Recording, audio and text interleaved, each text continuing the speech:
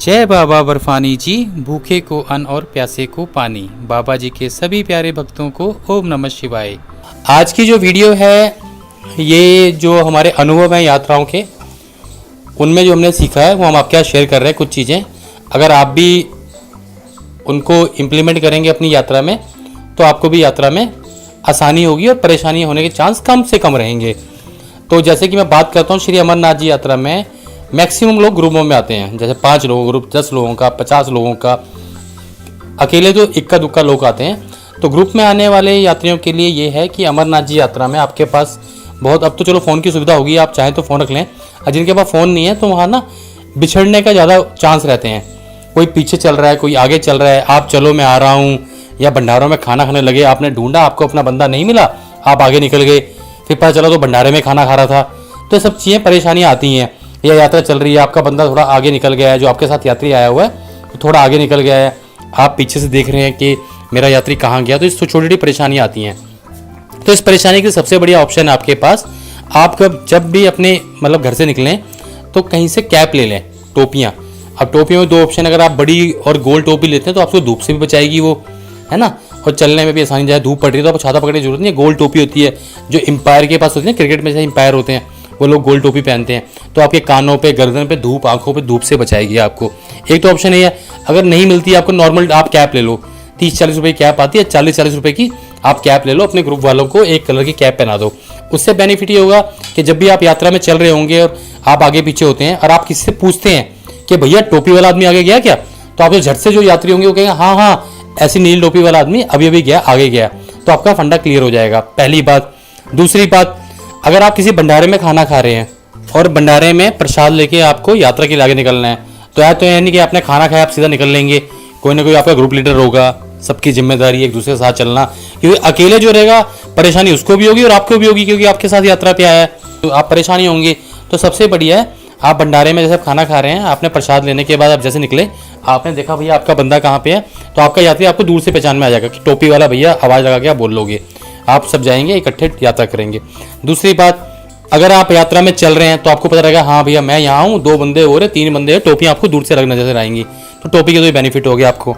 हो सके अगर आपका ग्रुप काफ़ी बड़ा है, 15-16 बंदे हैं और आपके ग्रुप में ऐसे बंदे में झंडा लेके जाना चाहें तो एक झंडा भी लेके चल सकते हैं, ताकि एक बंदे का झंडा रहेगा, सब बंदे उसको फॉलो करते रहेंगे। वो बंदा कितनी भी आगे होगा तो सबको पता है भैया मेरा टारगेट वही है, झंडे वाला बंदा है, उसके बाद पहुँचना है। तो आपको दूर से नजर आता रहेगा, चाहे यात्रा में आपसे वो भले ही 100 मीटर 200 मीटर आगे क्यों ना हो, तो सब बंदों को पता है झंडे वाले के पास पहुंचना है।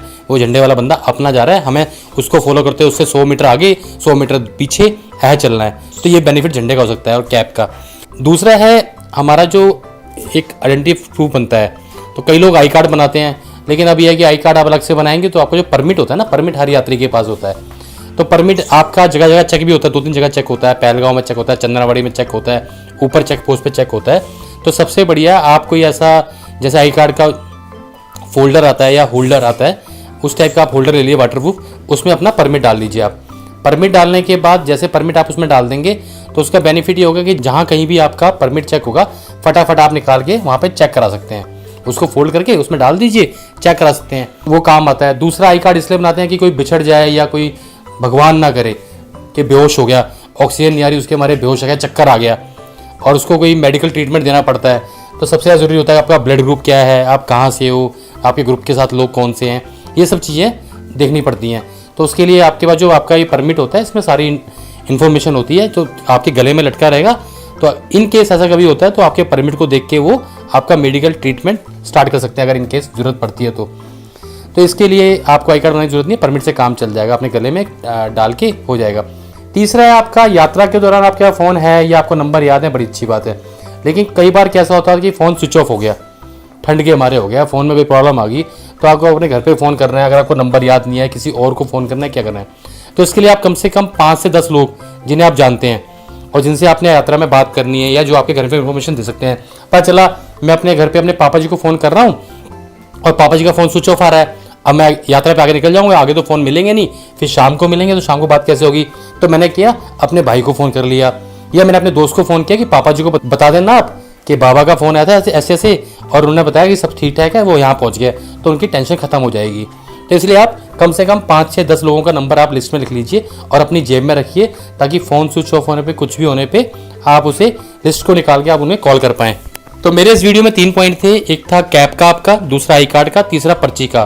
तो जो भी यात्री यात्रा पे जा रहे हैं तीनों काम कर लें, वो पर्ची पे नंबर लिख लें और अपनी अपनी जेब में डाल लें, जिससे कि आपको कन्फ्यूज़न ना हो। दूसरा ये, जितने भी यात्री जा रहे हैं उन्हें कन्फर्म कर दें कि भैया जब हम यात्रा स्टार्ट करेंगे तो हमारा स्टे आज शाम को कहाँ पे होगा, ताकि आप इन केस इतना कुछ होने के बाद भी अगर आप थोड़ा बहुत भी आगे पीछे होते हैं तो शाम को आप एक जगह मिल जाएं।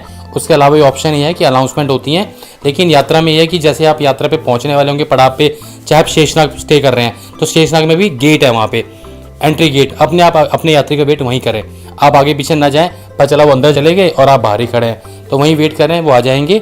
पंचतरनी में भी ऐसे ही है, एंट्री गेट है, आप वहीं वेट करें। तो आपके यात्री अगर पीछे हैं, पर ये कंफर्म कर लें कि वो आपसे आगे ना हो या पीछे ना हो।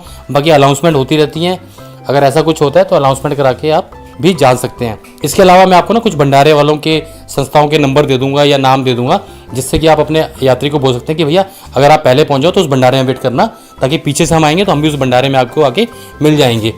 ठीक है, तो ये था मेरा आज का टॉपिक। तो इससे जुड़ी कोई भी जानकारी चाहिए हो या और कोई इन्फॉर्मेशन चाहिए हो तो आप कमेंट बॉक्स में कमेंट कर सकते हैं। श्री अमरनाथ जी यात्रा से जुड़ी किसी भी प्रकार की जानकारी के लिए आप हमारे नंबर पर मैसेज या कॉल कर जानकारी प्राप्त कर सकते हैं। भोले बाबा जी के आशीर्वाद से हमारी ये कोशिश रहेगी कि सही जानकारी और जल्द से जल्द आप तक पहुंचाई जाए। बाबा जी के सभी प्यारे भक्तों को ओम नमः शिवाय।